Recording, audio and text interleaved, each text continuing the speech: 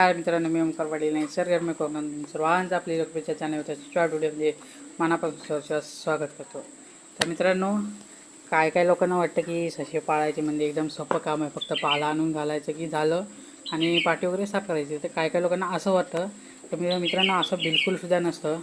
आणि मी तुम्हाला चिमणीचा व्हिडिओ, आता चिमणीचं घर किती पूर्ण झाले ते पण मी तुम्हाला दाखवतो. तर त्याच्या आधी तुम्ही हा व्हिडिओ बघा की पाल्यासाठी किती मेहनत करावी लागते. तर तुम्हाला व्हिडिओ बघा, एंडमध्ये भेटूया. तर